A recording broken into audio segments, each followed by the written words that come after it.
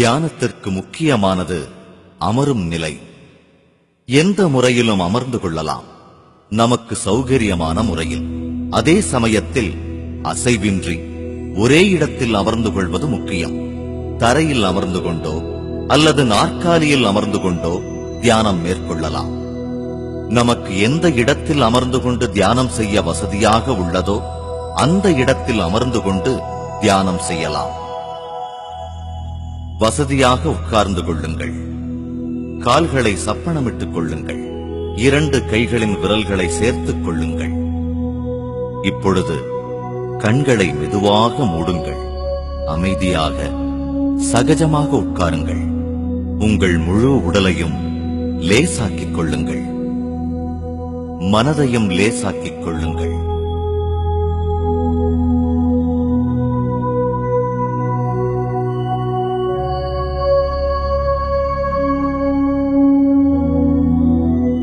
கால்களை பின்னி விரல்களை கோர்த்த நிலையில் நமக்கு ஒரு சக்தி வளையம் உருவாக்கப்படுகிறது. கண்கள்தான் நம் மனதின் கதவுகள். அதனால் கண்களை மூடிய நிலையில் இருத்தல் அவசியம். மந்திரம் உச்சரிப்புகள், வேறு உச்சரிப்புகள் மனதின் வேலை. அதனால் இவைகளை நிறுத்த வேண்டும்.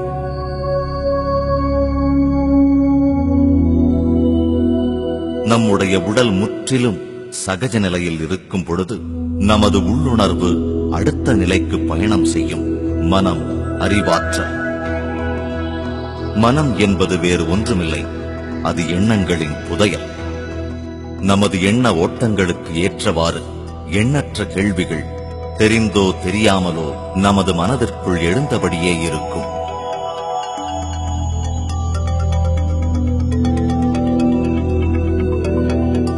மனதை, அறிவாற்றலை கடந்த நிலைக்கு நாம் செல்ல வேண்டுமென்றால் நாம் நமது மூச்சுக்காற்றை கவனிக்க துவங்க வேண்டும்.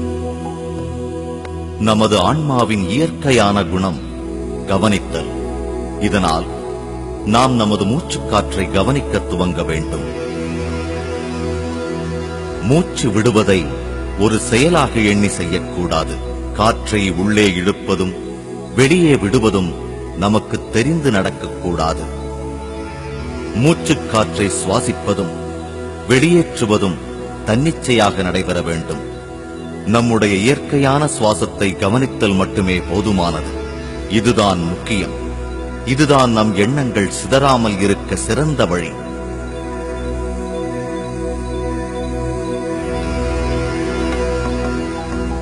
எண்ணங்களுக்கு பின் ஓடாதீர்கள்.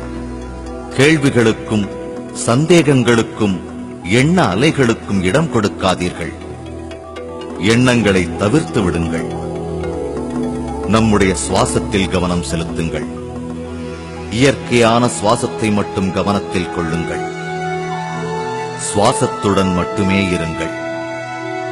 அப்பொழுது நமது எண்ண அலைகளின் அளவுகள் குறையும்.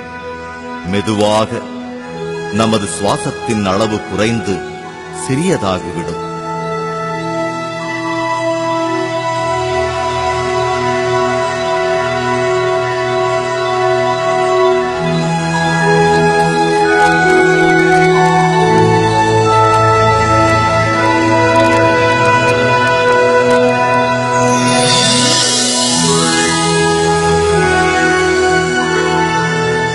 இறுதியில் சுவாசத்தின் அளவு மிகவும் குறைந்து நம் புருவங்களுக்கு இடையே ஒரு ஒளிக்கீற்றைப் போல திடப்படுத்திக் கொள்ளும். இந்நிலையில் ஒருவருக்கு சுவாசமும் இருக்காது, எண்ணங்களும் இருக்காது. எண்ணங்களற்ற நிலையில் இருப்பார். இந்த நிலையைத்தான் முழுமையான முக்தி நிலை என்றோ அல்லது எண்ணங்களற்ற நிலை என்றோ கூறுகிறோம். இதுதான் தியான நிலை.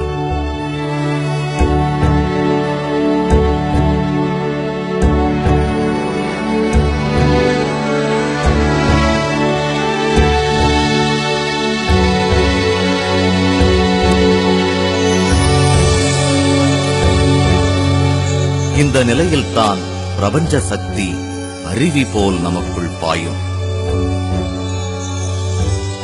தியானம் அதிகமாக செய்வதன் மூலம் நமக்கு பிரபஞ்ச சக்தி அபரிவிதமாக கிடைக்கப் பெறும்.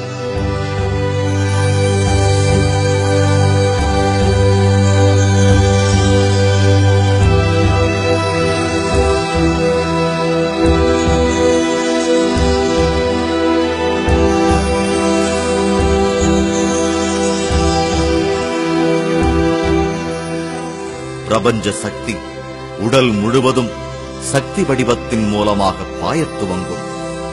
இதை தெய்வீக வடிவம் என்றும் கூறலாம்.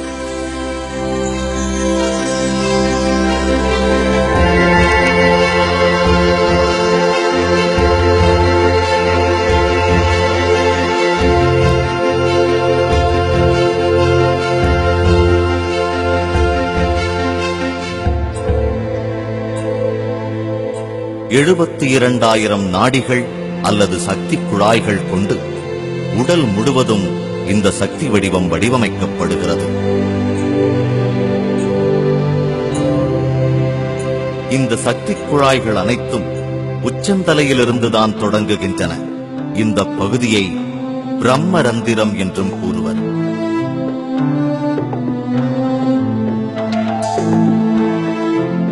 இந்த சக்தி குழாய்கள் நம்முடைய உடல் முழுவதும் செடிகள், வேர்கள் மற்றும் இளம் கிளைகள் போல பரவி கிடக்கும்.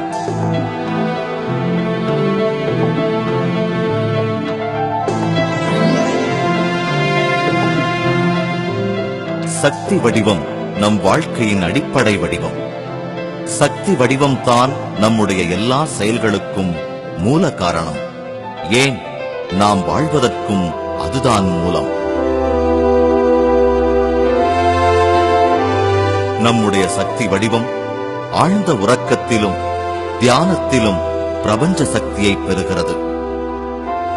இந்த சக்தியைத்தான் நமது உடலும் மனமும் தனது அன்றாட பணிகளான பார்ப்பதற்கும் பேசுவதற்கும் கேட்பதற்கும் யோசிப்பதற்கும் மற்ற செயல்களுக்கும் பயன்படுத்திக் கொள்கிறது. இந்த செயல்கள் அனைத்தும் நாம் பெற்றுக்கொள்ளும் பிரபஞ்ச சக்தியின் அடிப்படையில் வைத்துத்தான் நடைபெறுகிறது.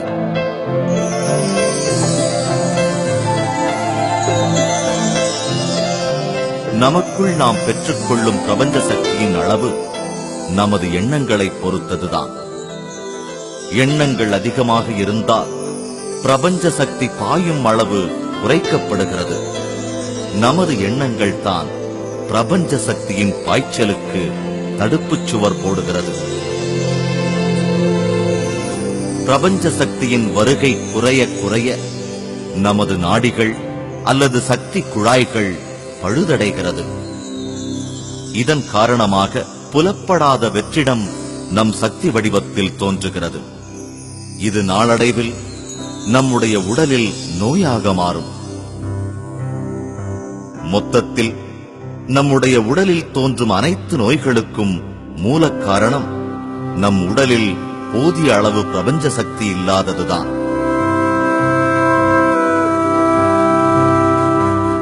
தியானத்தின் மூலம் அபரிவிதமான பிரபஞ்ச சக்தியை நாம் பெறுவோம். இந்த சக்தி குழாய்கள் மூலம் நம்முடைய சக்தி வடிவம் முழுவதும் பாய்கிறது. அதிகமாக பாயும் பிரபஞ்ச சக்தி நம்முடைய சக்தி குழாய்களை சுத்தப்படுத்தி அதற்குள் ஏற்பட்டிருக்கும் வெற்றிடத்தை தகர்த்தெறிகிறது. நமது வெற்றிடங்கள் சுத்தப்படுத்தப்பட்டால் நம் நோய்களிலிருந்து நாம் வெளிவரலாம்.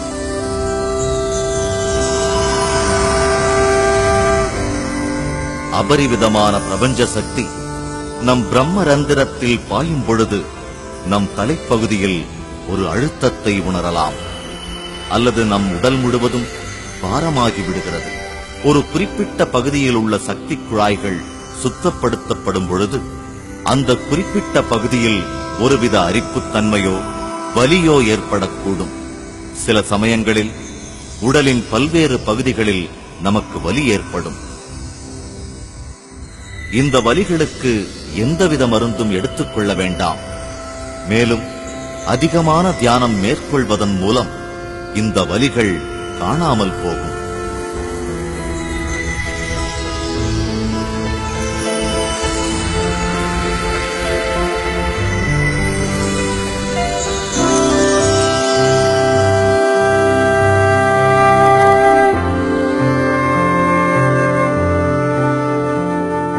தியானத்தின் மூலம் நாம் அதிக பிரபஞ்ச சக்தியை பெற்றுக்கொள்ள நம்முடைய உடல் உபாதைகளிலிருந்தும் மன அழுத்தத்திலிருந்தும் நாம் வெளிவரலாம்.